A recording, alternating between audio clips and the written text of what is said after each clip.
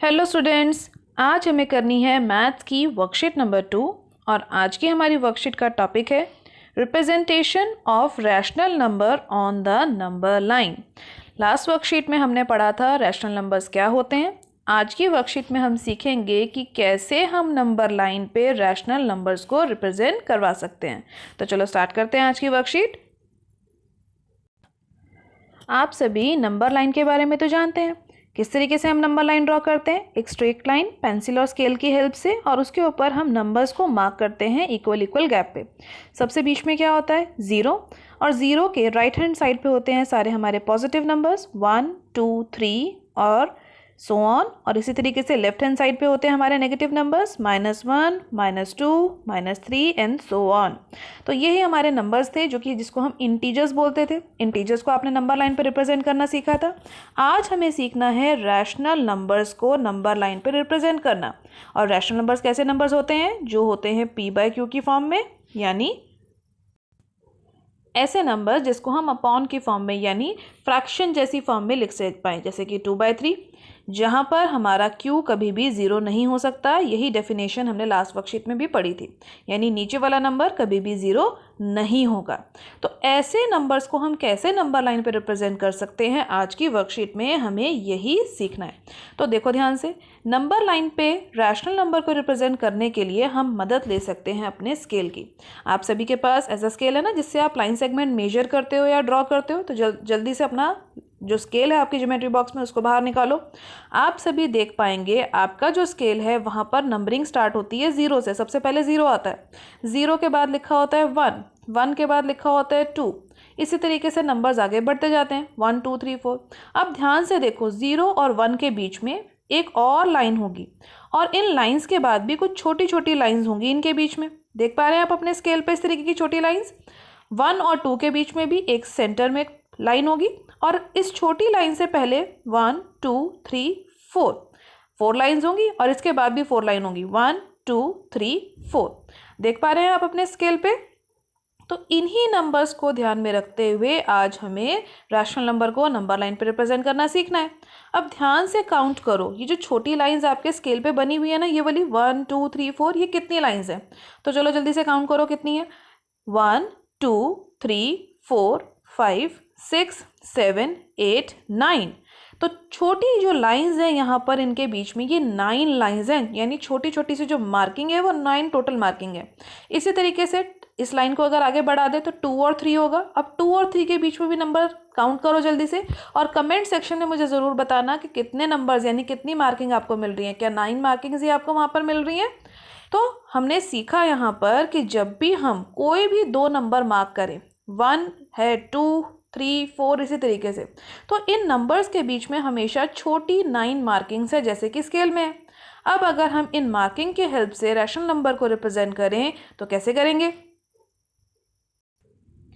तो देखो, इस तरीके से हमने देखा था ना, 0 और 1 के बीच में छोटी छोटी जो लाइंस मार्क हैं आपके स्केल के जैसे, वैसी ही ये लाइंस मैंने यहाँ पे मार्क कर दी। और इन नंबर्स को ना हम अब काउंट करना शुरू करते हैं। देखो यहाँ पर पहला नंबर तो 0 ही है, उसके बाद अगला नंबर क्या है? 1 है। फिर उसके बाद अगला नंबर क्या है?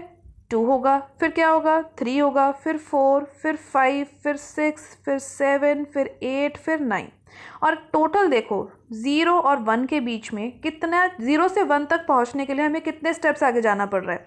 1 2 3 4 5 6 7 8 9 10। तो जब मैं टोटल इस वाले स्टेप पर 10th स्टेप पर पहुंचती हूँ तो मैं 1 पे पहुंचती हूँ। यानी इसको मैं कैसे रिप्रेजेंट करवा सकती हूँ? 0/10 के जैसे। इस अगली वाली लाइन को कैसे रिप्रेजेंट करवा सकती हूँ? 1/10 के जैसे।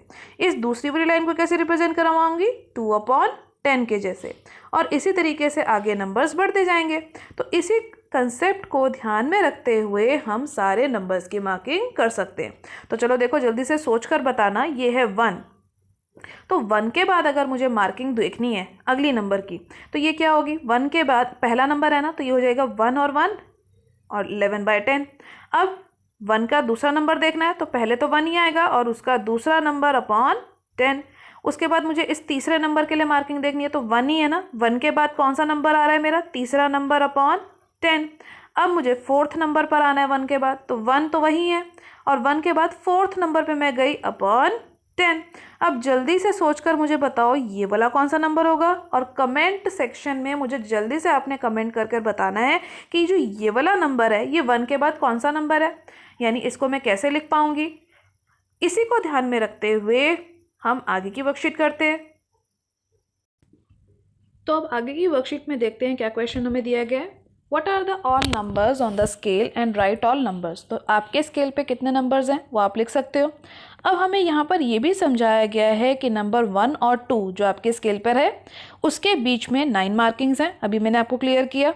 लेकिन वो 9 मार्किंग्स क्या हैं, तो ध्यान से देखो, अगर ये आपका स्केल है, ये था आपका नंबर 1 और ये था नंबर 2, इसके बीच में 9 मार्किंग है छोटी छोटी सी, 1 2 3 4 5 6 7 8 9। अब ये 9 मार्किंग का मतलब क्या है, पहला नंबर था 1, जो ये वाला मार्क है हमारा ये 1 था। 1 के बाद जो पहला नंबर होगा वो होगा 1.1, अगला नंबर होगा 1.2, फिर अगला नंबर होगा 1.3, नेक्स्ट नंबर विल बी 1.4 1.5 1.6 1.7 1.8, फिर होगा 1.9 और लास्ट में आ रहा है आपका नंबर 2। तो यही सारे नंबर हमने डेसिमल नंबर की फॉर्म में लिख दिए, 1.1 1.2 3 4 5 एंड सो ऑन। अब अगर 1.1 नंबर का मैं डेसिमल रिमूव कर दूं, हटा दूं, तो नीचे क्या आ जाएगा 10, तो ये बन गया ना 11/10, अगला नंबर बन गया 12/10। अब 1.3 का भी डेसिमल अगर मैं यहाँ से हटा दूँ, ये लिखा था ना हमने 1.3, अगर इसका डेसिमल मैं यहाँ ऊपर से हटा दूँ तो नीचे कितना आ जाएगा 10, और ये बन जाएगा 13/10। इसी तरीके से बाकी सारे नंबर्स भी हो गए। So it means we can show rational numbers and decimal numbers on a scale. इसका मतलब हम अपने स्केल पर भी डेसिमल नंबर्स के साथ साथ रैशनल नंबर को भी रिप्रेजेंट कर सकते हैं। जैसे कि देखो 1.4 नंबर इन्होंने बोला हुआ है रिप्रेजेंट करने के लिए, तो 1.4 नंबर कहाँ पर होगा, 1.4 नंबर होगा 1 और 2 के बीच में, होगा या नहीं 1 और 2 के बीच में। ये है हमारा नंबर 1, ये है हमारा नंबर 2। अब 1 से 4 छोटे पॉइंट्स में आगे चली जाऊं तो मेरे को कौन सा नंबर मिल जाएगा, मेरा 1.4 नंबर। तो इसी तरीके से हम बाकी के नंबर्स को भी रिप्रेजेंट कर सकते हैं। तो चलो करते हैं आज की वर्कशीट के प्रैक्टिस क्वेश्चंस को। तो वर्कशीट में नेक्स्ट क्वेश्चन हमें करना है representation of rational number on number line. Numbers हमें दिए गए हैं, उसको हमें नंबर लाइन पे रिप्रेजेंट करवाना है। पहला नंबर है 1.7, तो अब ध्यान से देखो 1.7 का मतलब यहाँ पर है एक नंबर के बाद डेसिमल, तो इसके लिए मैं डेसिमल हटा दूंगी तो ये बन जाएगा 17/10।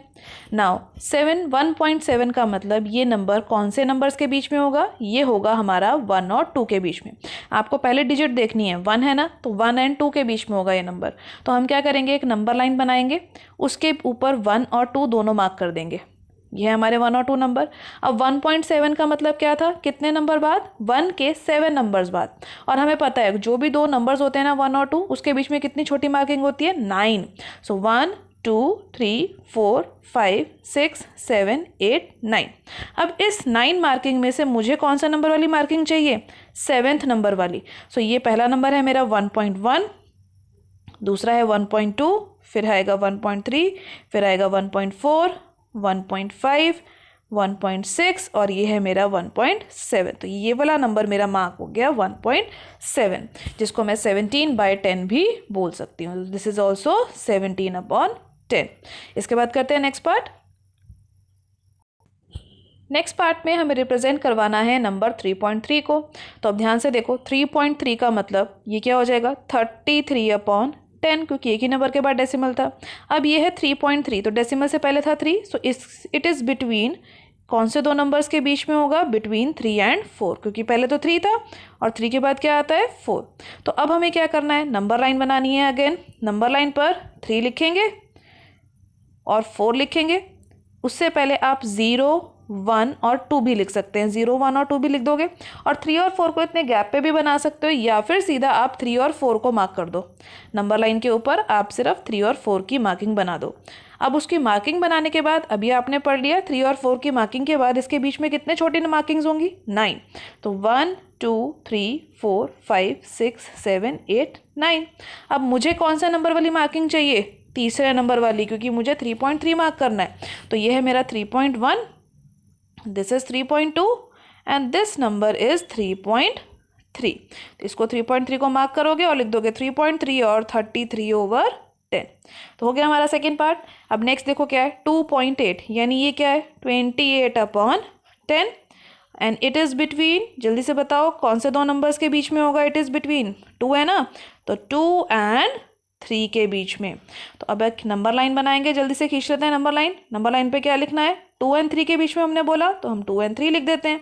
उसके बाद 2 एंड 3 के बीच में 9 मार्किंग, 1 2 3 4 5 6 7 8, छोटा रह गया ये हम, तो मैं यहाँ से 3 को रब करके आगे लिख देती हूँ, आप अपनी कॉपी में ठीक से बनाना।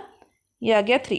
अब काउंट करते हैं, ये है हमारा 2.1, अगला 2.2, फिर 2.3, फिर 2.4, ये है 2.5, 2.6, 2.7 और ये आ गया हमारा 2.8।